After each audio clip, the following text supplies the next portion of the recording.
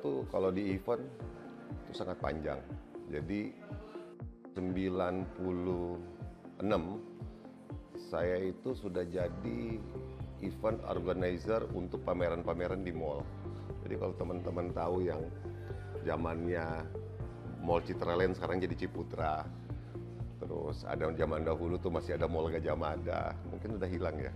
Terus ada lagi Mall Lokasari, terus ada lagi namanya mall yang di Rawamangun sana, Orion tuh masih ada. Kemarin kebetulan saya sempat mampir ke sana, pergi lihat. Nah zaman dulu itu tahun 94 itu saya sudah jadi organizer exhibition, di mana sudah kerja sama mall gitu, ngambil eventnya 9 hari. Kenapa harus 9 hari? Karena akan ketemu 2 kali hari Sabtu dan 2 kali hari Minggu, dan sudah membuat event-event seperti pameran komputer zaman dahulu, pameran furniture, terus pameran otomotif, terus ada pameran multiproduk. Nah itu perjalanan awal sebagai seorang organizer lah.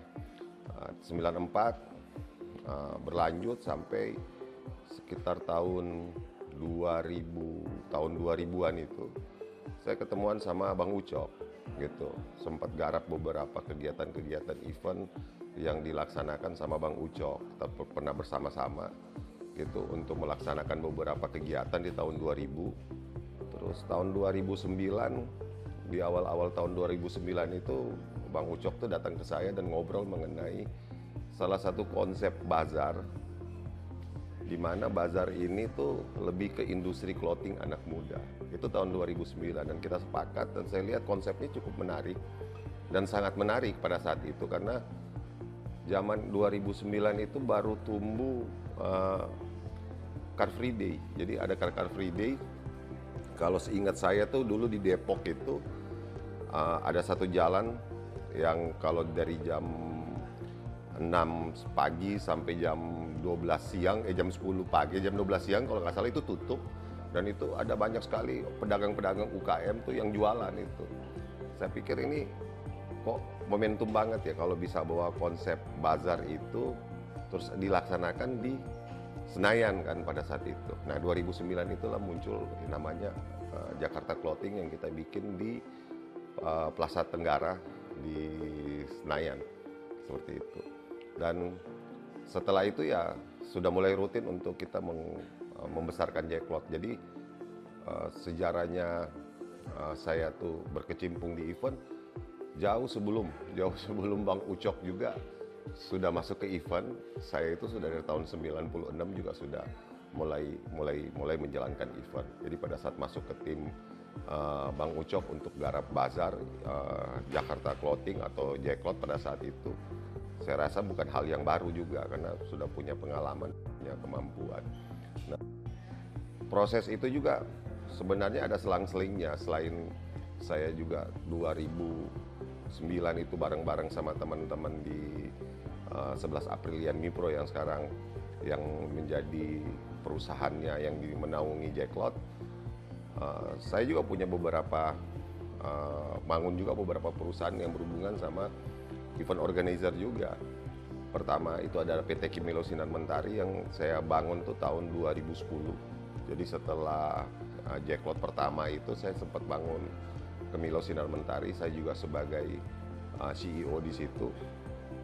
Sama juga kita juga ngerjain beberapa event termasuk menjadi promotor konser musik di situ, terus brand activation, dan saya rasa puluhan brand sudah kita jalanin selama proses perjalanan KSM. Sampai saat ini saya juga masih di KSM juga sebagai direktur utama di situ, dan sampai per hari ini juga masih running dengan beberapa event.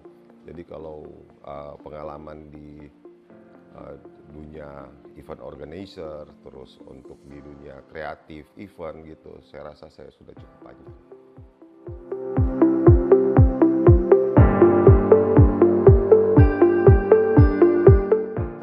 Jadi 2009 itu kita masih ingat banget bahwa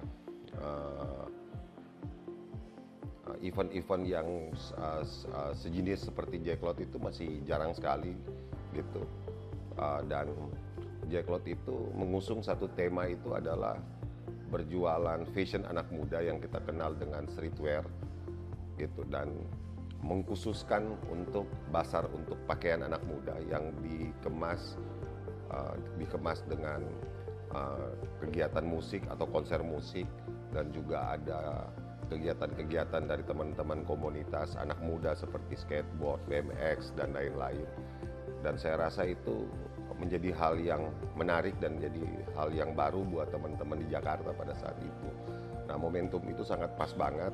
2009 itu Jacklot hadir dengan tiket kalau nggak salah itu sangat murah banget ya. Masuk Jacklot pada saat itu hanya 10.000 gitu, dan kita coba, dan kita sempat bikin 3 hari di 2009 itu, hari Jumat, Sabtu, dan Minggu, dan sangat memuaskan.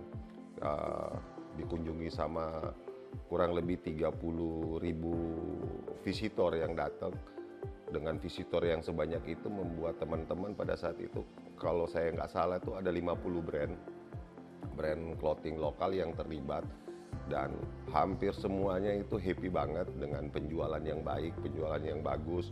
Pengunjung juga datang dengan nuansa yang baru, di mana ada clothingan dan ada musik di dalamnya. Mereka bisa menonton band-band atau artis-artis yang mereka gemari. Terus kedua, mereka juga bisa belanja di sana. Ketiga, mereka bisa melihat activation anak-anak muda seperti ada skateboard, ada BMX, dan lain-lain, dan itu menjadi hal yang seru. Tapi yang terutama itu adalah teman-teman dari brand-brand clothing pada saat itu yang hadir, ada 50 brand itu. Mereka melakukan penjualan yang sangat baik pada saat itu. Kalau kita nggak salah tuh 2009 itu masih kita baru habis selesai ada krisis ekonomi di Indonesia gitu, dan salah satu penjualan yang teman-teman brand lokal itu hadir itu membantu juga mereka untuk bisa fight di di penjualan produk mereka seperti itu.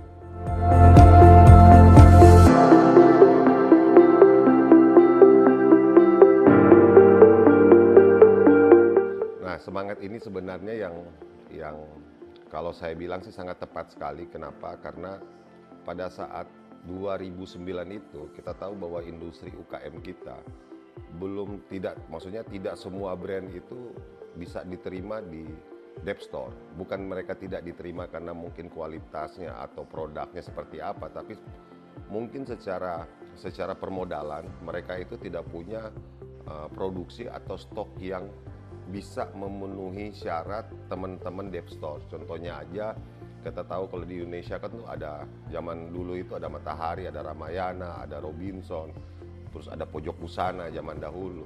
Nah, mereka itu untuk menerima brand-brand untuk masuk ke dalam tokonya mereka, ada minimum quantity yang harus disiapkan sama teman-teman. Terus harus juga mengisi beberapa outlet dari toko-toko yang mereka sudah siapkan.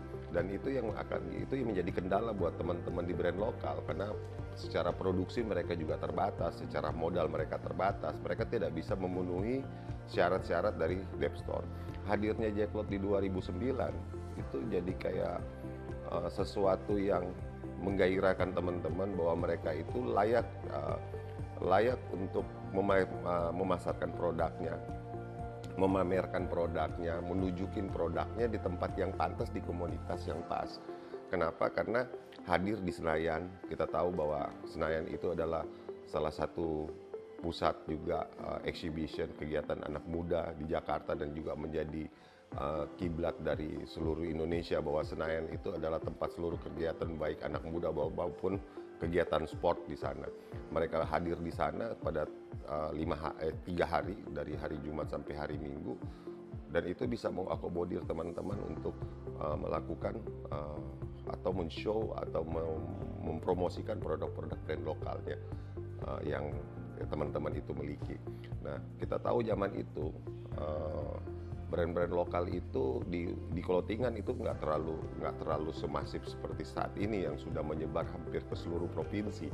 Zaman itu tuh baru ada di Jakarta, Bekasi, Tangerang, terus kedua itu di Bandung, dan cuma ada beberapa mungkin di beberapa kota di Jawa Tengah dan Jawa Timur, tapi itu pun brandnya juga nggak banyak.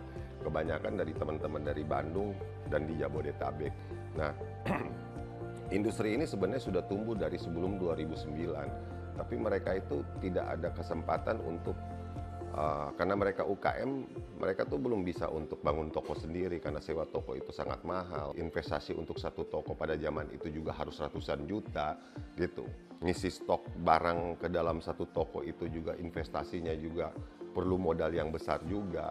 Belum juga operation juga untuk ada karyawan, bayar listrik, dan operation bulanan. Saya rasa pada zaman itu pun, jangankan zaman itu, zaman sekarang aja masih banyak juga teman-teman kita juga belum sanggup masuk ke ranah yang seperti memiliki toko dan bisa apa namanya, bisa menghandle atau menghadapi operation yang sangat besar pada saat mereka membuka toko fisik.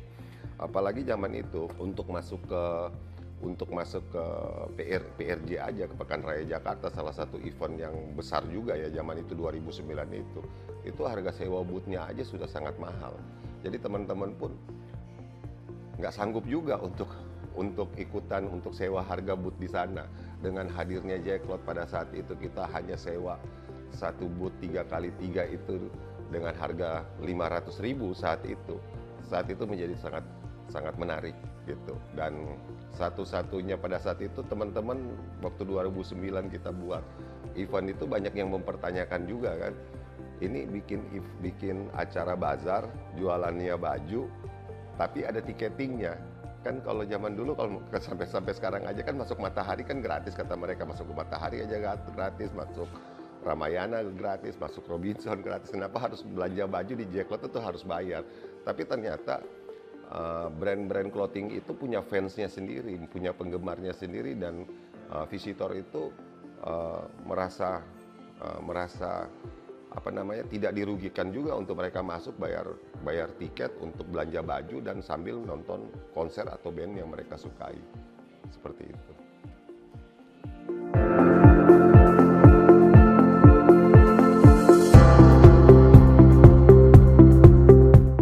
Sebenarnya kalau mau untuk kurasi brand-brand lokal itu sebenarnya Jacklot itu tidak terlalu ketat juga, karena kita percaya bahwa satu brand itu untuk menjadi satu brand yang ternama, jadi kita selalu memberikan kesempatan sama brand-brand pemula untuk hadir juga di Jacklot, untuk merasakan suasana visitor atau suasana pengunjung yang begitu banyak, karena Jacklot pernah mengalami lebih dari 200.000 penonton dalam satu event kita di Parkir Timur pada saat Ramadan, dengan omset kalau saya bilang sih rata-rata satu booth itu rata-rata itu mereka bisa jualan sampai 200 juta. Kalau kita bicarai adakah yang teman-teman yang 2-3 miliar, ada juga yang bisa jualan sampai 2-3 miliar dalam satu event.